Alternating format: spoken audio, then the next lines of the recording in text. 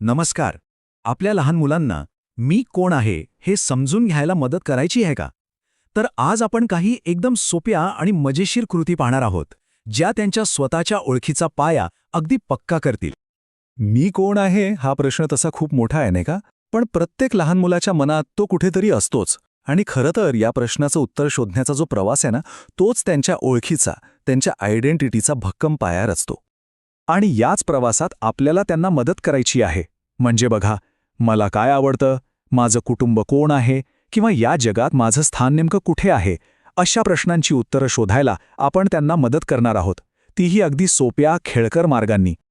Okay, तर मग आपण काय काय बघणार आहोत? सगळ्यात आधी ही स्वओळख इतकी महत्त्वाची का आहे ते समजून घेऊ. मग आसामी आसामी नावाची एक भारी ॲक्टिव्हिटी आहे, ती 3 वेगवेगळ्या वयोगटांसाठी कशी करायची ते बघू. आणि हो, शेवटी या सगळ्यातून मुलांना नक्की काय मिळतं यावरही एक नजर टाकूया. चला सुरू करूया. तर आपण ज्या ॲक्टिव्हिटीबद्दल बोलतोय ती आहे मैत्री बालमनाशी या मार्गदर्शक पुस्तिकेतली कृती क्रमांक 35, आसामी आसामी. नाव ऐकूनच किती सोपी आणि छान वाटतेय नाही का? पण ती तितकीच प्रभावी आहे. आणि सगळ्यात भारी गोष्ट काय माहितीये? यासाठी काही मोठं सामान किंवा तयारी लागत नाही. अगदी घरात किंवा आपल्या वर्गात सहज मिळणाऱ्या वस्तू, जसे की चित्र, बॉल, आरसा, बस एवढंच पुरेसं आहे. आता या ॲक्टिव्हिटीचं वैशिष्ट्य काय, तर ती मुलांच्या वयानुसार बदलत जाते.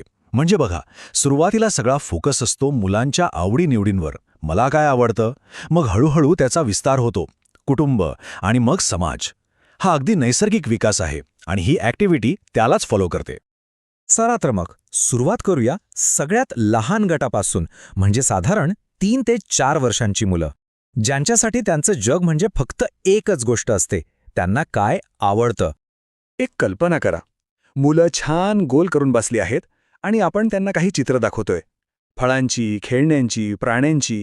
आणि मग आपण एक साधा प्रश्न विचारतो, बाळांनो, यातलं तुम्हाला सगळ्यात जास्त काय आवडतं? बस, इथूनच आपल्या गप्पांची गाडी सुरू होते. पण इथे खूप महत्वाची गोष्ट आहे. समजा एखाद्या मुलाने सांगितलं की त्याला चॉकलेट आवडतं, तर इथेच थांबायचं नाही. त्या आवडीला एका चांगल्या सवयीशी जोडायचं. म्हणजे कसं? अरे वा, चॉकलेट आवडतं, छान. आणि मग चॉकलेट खाल्ल्यावर आपण काय करतो? दात घासतो, हो की नाही? किती सोपं आहे बघा. आणि घरीसुद्धा हे करता येतं. मुलाला आरशासमोर उभं करा आणि विचारा, हे बघ, तुझे डोळे कुठे आहेत, तुझं नाक कोणासारखं आहे, आईसारखं की बाबांसारखं? हा आरशाचा खेळ खूप मजेशीर असतो आणि त्यातून ते स्वतःला ओळखायला शिकतात. बरं, आता मुलं थोडी मोठी झाली, साधारण 4-5 वर्षांची. आता त्यांचं जग थोडं मोठं होतं. आता फोकस फक्त मीवरून सरकून माझं कुटुंब यावर येतो. ह्या वयात ना मुलाची ओळख त्याच्या नावाला जोडली जाते. माझं नाव सुमनताई आहे, तुझं नाव काय? आणि ते कसं लिहितात माहितीये? जेव्हा ते स्वतःचं लिहिलेलं नाव ओळखतात ना, तेव्हा त्यांच्यासाठी ती एक खूप मोठी गोष्ट असते. आणि ही ॲक्टिव्हिटी बघा किती छान आहे. जमिनीवर सगळ्यांच्या नावाचे कार्ड्स पसरायचे आणि प्रत्येकाला आपापलं कार्ड शोधायला सांगायचं. हीच झाली त्यांची हजेरी. आणि मग इथूनच पुढे गप्पा सुरू होतात. अच्छा, तुझ्या घरी कोण कोण राहतं? आजी आजोबा आहेत का? यातूनच त्यांना कळतं की ते एका कुटुंबाचा भाग आहेत. यासाठी घरातला फॅमिली फोटो खूप उपयोगी पडतो. तो फोटो एकत्र बघा. एकेका व्यक्तीकडे बोट दाखवून विचारा, हे कोण आहेत? यातून नाती समजायला खूप मदत होते. आणि आता येतो शेवटचा आणि सगळ्यात मोठा गट, 5 ते 6 वर्षांची मुलं. आता त्यांचं विश्व घर आणि कुटुंबाच्याही पुढे जातं. आता त्यांची ओळख जोडली जाते समाजाशी. पण आता वडिलांचं पूर्ण नाव, घरचा पत्ता हे सगळं लक्षात ठेवणं थोडं बोरिंग वाटू शकतं नाही का? म्हणूनच यासाठी एक मस्त धमाकेदार खेळ आहे, संगीताच्या तालावरचा खेळ. नाव आहे सांगा सांगा लवकर सांगा. खेळ एकदम सोपा आहे. खंजरी वाजवायची आणि मुलांनी एकमेकांकडे चेंडू पास करायचा. खंजरी थांबली की ज्याच्या हातात चेंडू असेल त्याला प्रश्न विचारायचा. चल सांग बघू, तुझ्या बाबांचं पूर्ण नाव काय आहे? आणि मग असेच प्रश्न पुढे विचारत जायचे. तुमच्या घराचा पत्ता काय आहे? तुमच्या गावाचं नाव काय?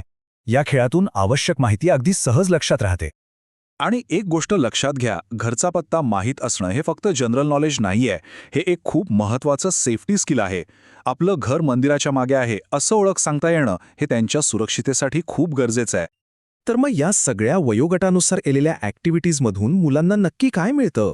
ते काय शिकतात? आणि हेच तर याचं यश आहे. आपण बघू शकतो की कसं 3-4 वर्षांचं मूल स्वतःच्या आवडी सांगतं, 4-5 वर्षांचं मूल स्वतःचं आणि कुटुंबाचं नाव सांगतं, आणि 5-6 वर्षांचं मूल स्वतःचा पत्ता आणि पालकांची माहिती देऊ शकतं. हा त्यांच्या विकासाचा एक स्पष्ट आलेख आहे. मला चॉकलेट आवडतं पासून ते हा माझ्या घराचा पत्ता आहेपर्यंतचा हा प्रवास एका आत्मविश्वासू आणि जागरूक व्यक्तीचा पाया रचतो.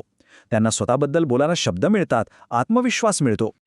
थोडक्यात सांगायचं तर जिथे आधी मुलाचं जग फक्त मी पुरतं मर्यादित होतं, तिथे आता त्याला मी म्हणजे कुटुंब आणि समाजाचा एक भाग आहे हे समजायला लागतं. या सगळ्या सोप्या ॲक्टिव्हिटीजमधून मुलांच्या ओळखीचा पाया तर पक्का होतो.